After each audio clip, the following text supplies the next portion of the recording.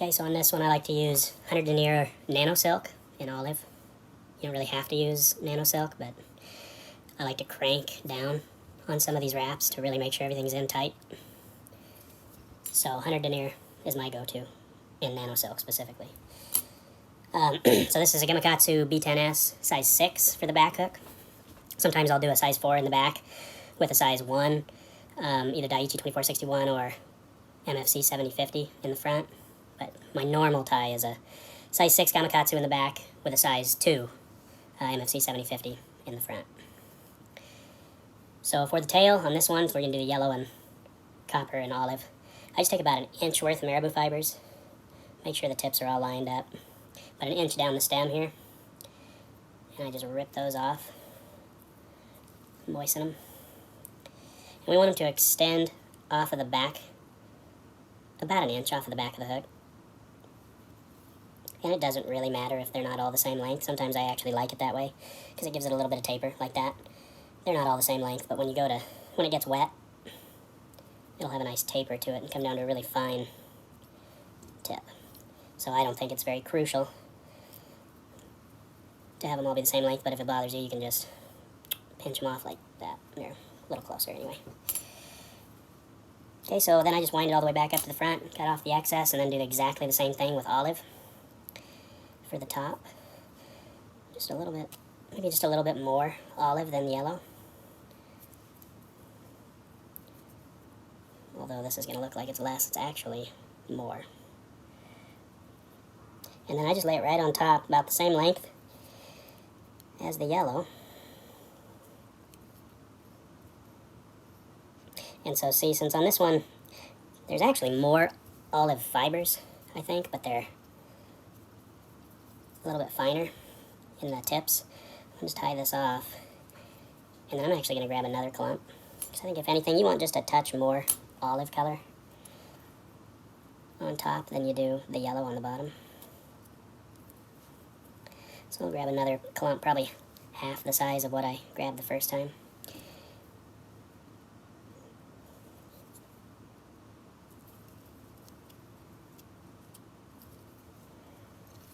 There. So that's about a 50-50 or so. That's not bad.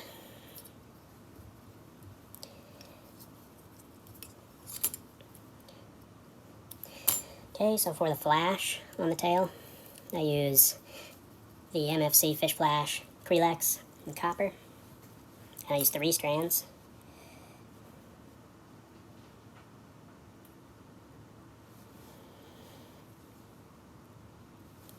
And I use more flash as I work my way to the front of the fly. So here in the back I use 3. Then when we get up to the head on this one I use 4. And when we get to the front hook I'm using 5 strands. But for back here just 3 will do. And just tie it in right down the middle of the shank on both sides, keeping all the strands together if you can. And we'll cut those off about a 1/4 inch to a 1/2 inch past the tail, longer than the tail.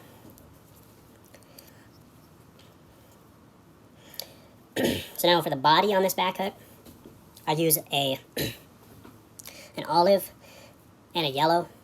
This is grizzly olive schlappen. This is a yellow strung saddle hackle. And it doesn't matter which color is which, but I like to use a saddle hackle feather, 1 saddle hackle, and 1 schlappen. You could do it however you want with, 2 schlappen feathers, but I think the saddle hackle gives it a little bit more body because the barbs are a lot stiffer and they stick out a little bit more. So I like that about it. It keeps this back hook from getting a little skinny, because those barbs will help hold some of the schlappen out also. And then the schlappen just gives it all that movement as it flows in the water. But that's something I found really works well with this pattern, is doing 1 of each. 1 schlappen, 1 saddle hackle. So then we just tie those both in by the tips right on top of each other. And then come back and do a dubbing loop. About 4 inches or so, 4 inches long.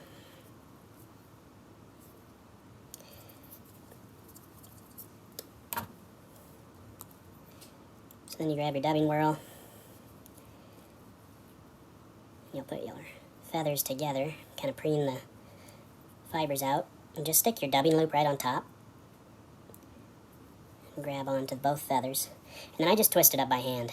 And all that's doing is now you've got 2 strands of that 100 denier GSP that's going to twist all around the stems of these feathers. And it's going to be rock solid. It's never, if it breaks, your fly's not coming apart. So it just really adds durability, is really all that's for. You could just palmer the hackle feathers up on their own if you wanted to tie it quick and easy, but you're probably only going to get a couple fish out of it. So for the back 2 turns, we're just going to keep them nice and tight, close together. So there's 1 turn and then another turn right in front of it to make it nice and dense all the way around till you get back toward yourself. And then from here out, we're going to start kind of spreading the turns out just a little bit. They're still going to be pretty close, but just a little gap in between them. And preen everything back as you turn, just so you don't trap too much stuff down. So you want this to be dense, but you don't want it to be just stacked right on top of each other turn after turn, or it's going to be too dense. And you're going to run out of feather. You're going to end up getting into that more marabou style of fibers at the butt ends of the stems. And you don't want that, especially on the back half of this fly. So I just wrap that up, preening everything back until you get all the way to right up on the eye.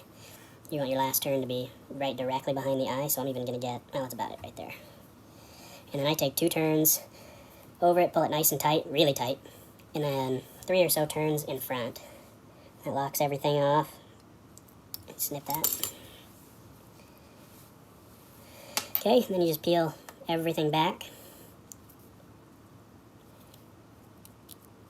Just tie it off at the eye there. I like to make my head on this at least a full eye length long. So it extends from the back of the eye, 1 full eye length back, just to make sure you really secure those butts of the feathers down. And I really crank down on that. I mean, I'm holding that hook so I don't bend the hook out while I'm cranking. So you get to there, and then you've built up your head. Now you can brush that schlappen and saddle hackle out, because we've really secured it up here at the front, and you don't have to worry about it coming loose. And I just brush the crap out of it all the way around. Pick anything that got trapped down out. And you can see now how, like, it's laying back nicely and it's nice and soft, but you can see each fiber. It's not all matted down like schlappen can get. So now we're going to grab 4 strands of the fish flash.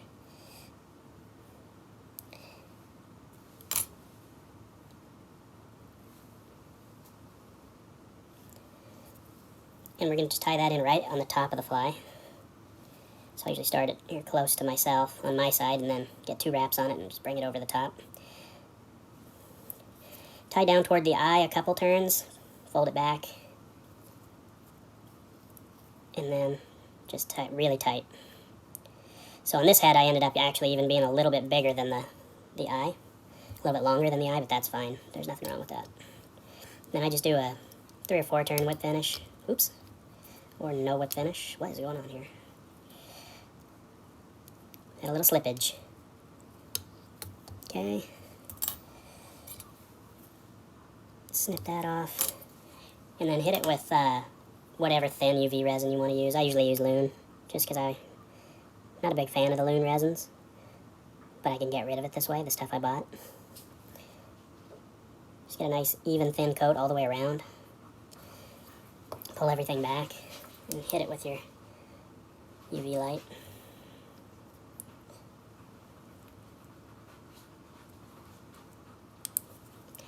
And then for your flash over the top, I just cut that off. I pull it straight, cut it off about the same length as the stuff you tied in on the tail. And that is the back half of that fly. You can pick it out a little bit more after you've tied it off.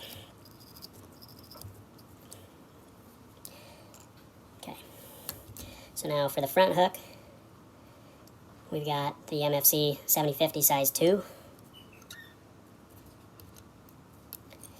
Like I said, I like to use the size 2 front hook with that size 6 back hook. But if I'm using a size 4 in the back, I'd use a size 1 up here. And then I use some 020 lead wire. I pull off about a 6-inch chunk of it. And I do about 20 turns.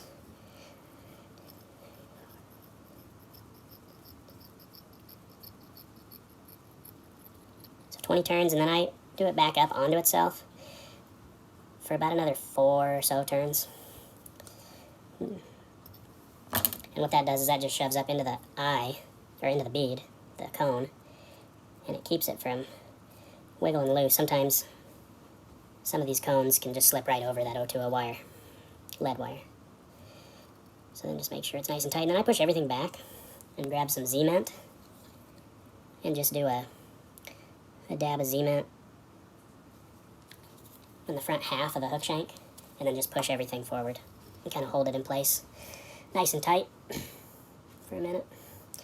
And that'll just make sure everything stays in there while we're wrapping and we don't bump the lead wraps and loosen everything up. So then I just start the thread again right behind your lead. And for the articulation wire, I use bead lawn. I think it's 15 thousandths size, 19 strand. I just tie it in right on top, right behind the lead. Keep it on the back of the hook shank, right on top. And then with this fly, if you don't wrap down the bend a considerable distance, about like that,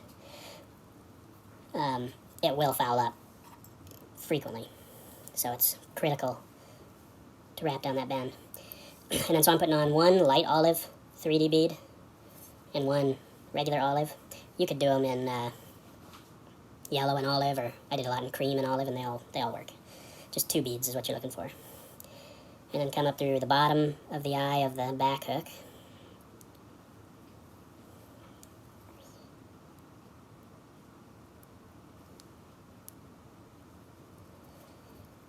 And I like to have about 1/8, maybe 3/16 of an inch of loop for that back hook. This loop back here behind the beads, if you have the beads pushed up nice and tight there. Something about like that, a little more than 1/8 of an inch.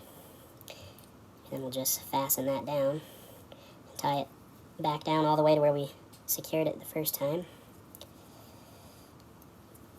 Then wrap all the way back to just behind the lead.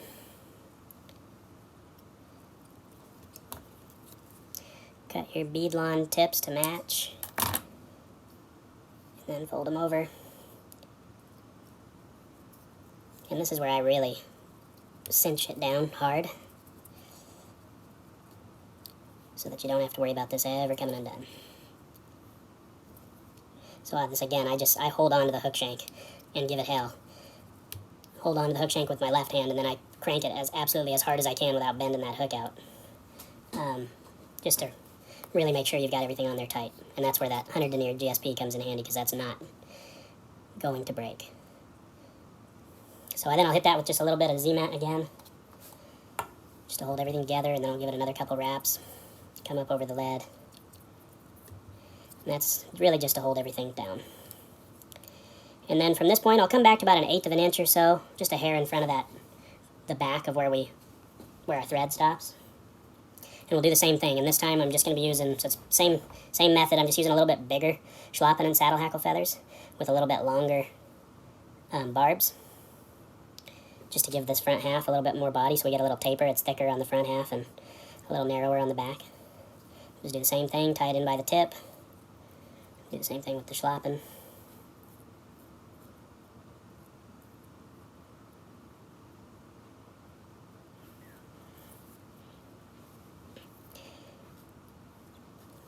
And so sometimes you might notice in your schlappen packs or your saddle hackle, you get some that are really webby in your saddle hackle and some that are really not very webby in your schlappen pack. And if that's the case, I'd just use, if you have one of each color like that, where it's kind of that in-between saddle hackle and schlappen, you can use 2 of the same, because it'll give you that same kind of body and gloss and sheen and everything.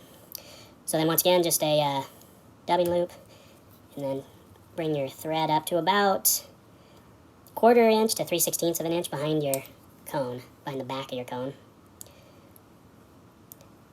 And this is pretty much, this portion anyway, is the same as the back fly, the back half of the fly. And we're going to do pretty much everything identical.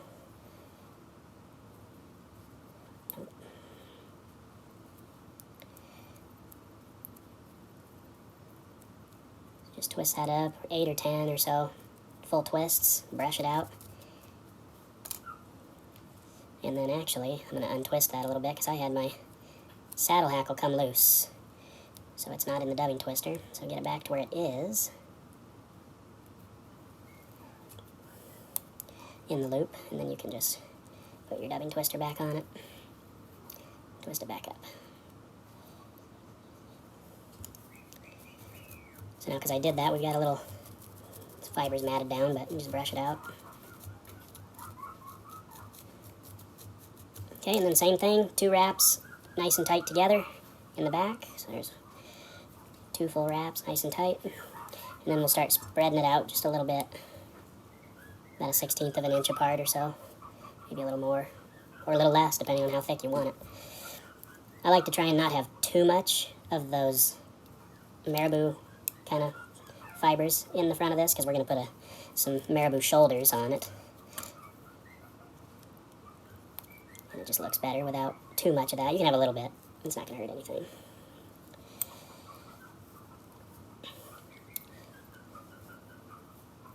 So yeah, looks like we'll have just a touch of it on this one. So again, 2 tight wraps over those stems, and then 2 or 3 in front. Trim it off.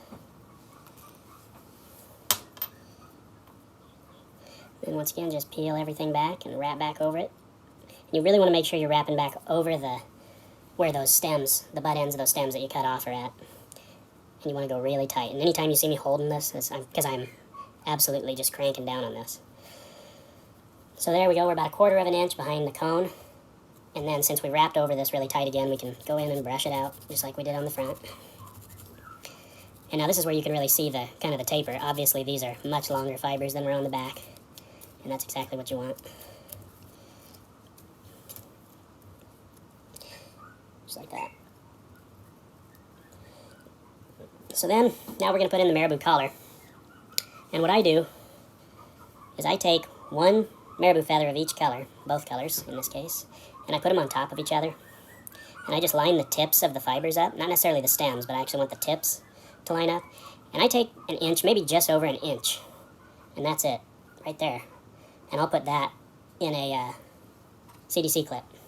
So that's what I have here. I might be a little light on this one, a little lighter than I want, but it'll be fine. And so then I've already measured this one out. You want where your loop's going to be. You want the tips of your fibers to go about to the halfway point of the back hook, the rear shank. So these are actually still just a touch long, so I'm going to cut them off.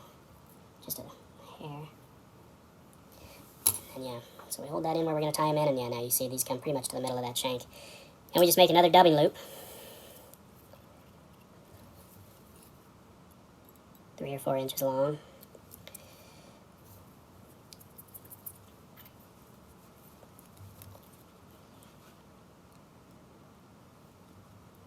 Oops.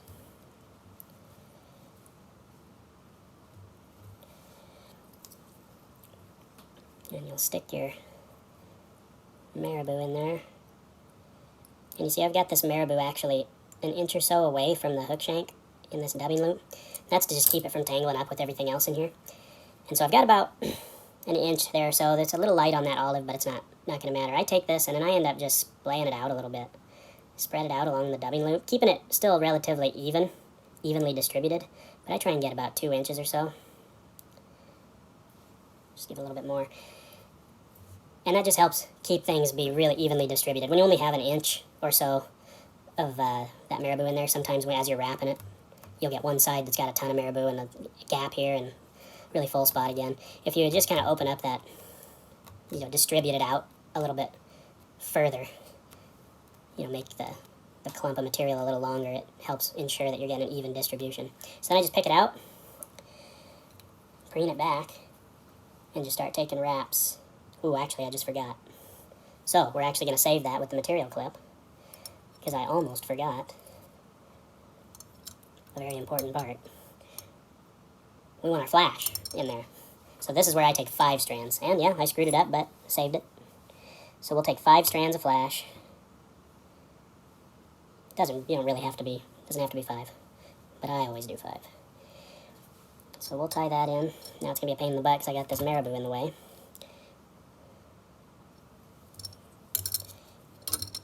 So I'll do a couple tight wraps.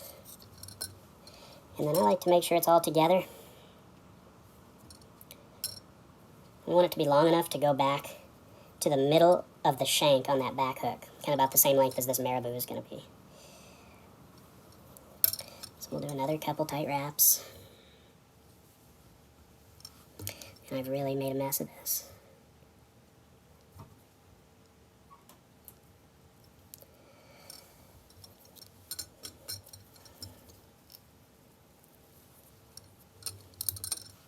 Okay, so we saved it, sort of. So now we'll bring our thread back up to the front here, in front of our CDC loop, or the dubbing loop, I mean. And I'm going to cut these off, like I said, about to the middle of that back hook shank, maybe a touch longer.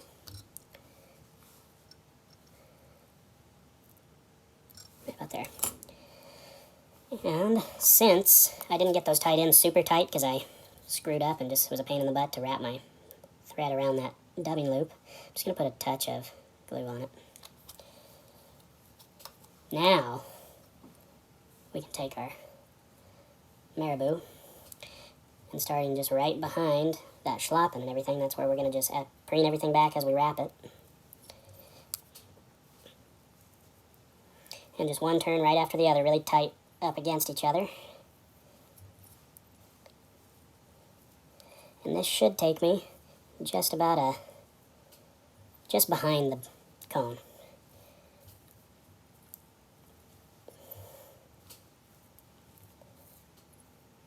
Perfect.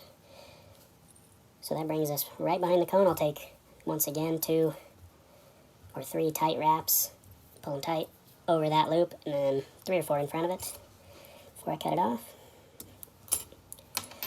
Preen the marabou back, and then we just want to be about 1/8 of an inch, an eye length or so, and again, those are really tight wraps. Eye length behind that cone. And that just wraps over those butts again and lets us brush this out without having to worry about pulling fibers out. Okay, so now at this point, I use a crimson red saddle hackle feather about 5 or 6 inches before you get into these fuzzy fibers on it. And this one's pretty important, I think, to use saddle hackle rather than schlappen, because you want it to be stiff and kind of poke through. And this will, represent the gills, obviously. But yeah, saddle hackle here. If you're going to use saddle hackle anywhere, this is the spot. If you want to use schlappen on the body, that's fine, but this should be saddle hackle. And it's going to look messy, but just one wrap after the other. We're going to use pretty much the whole feather, or at least until we get to those really marabou style fibers down at the bottom. And it's going to be messy, but just preen everything back, work your way up to the bead, and even once you get to the bead, just preen everything back and keep wrapping. We want a lot of red in this. It's going to seem like overkill until we get the head on. Once the head's on, you'll see it really doesn't. Oops. So we just lost that. But, saved it.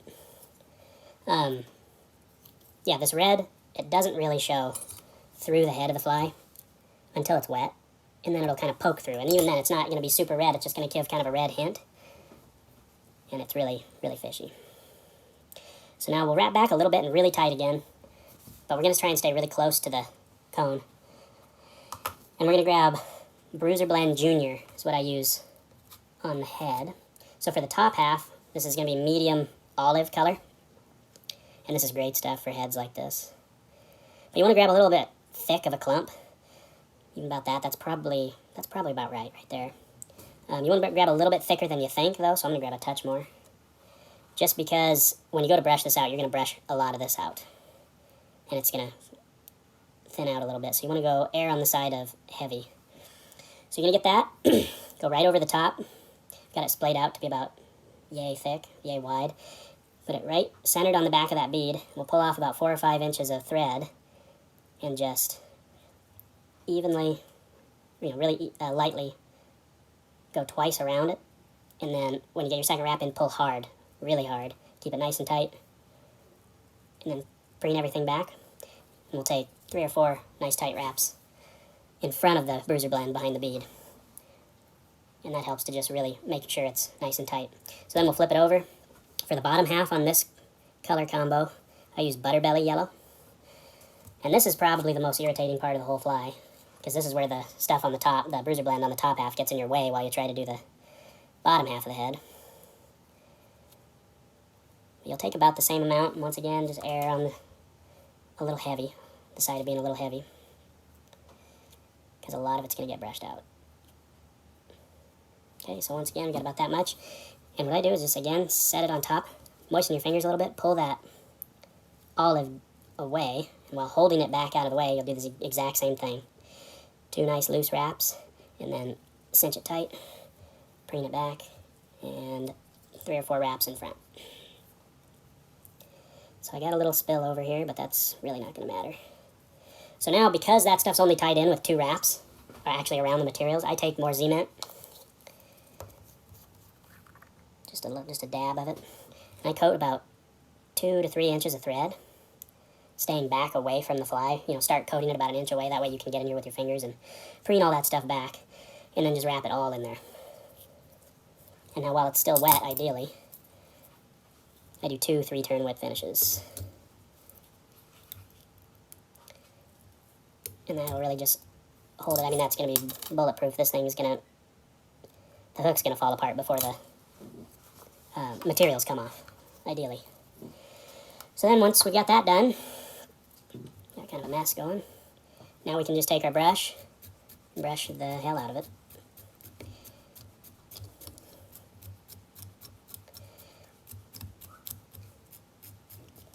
And this is where, if you didn't do a great job of evening it, the bruiser blend out, you can kind of tease it in a certain direction with your brush.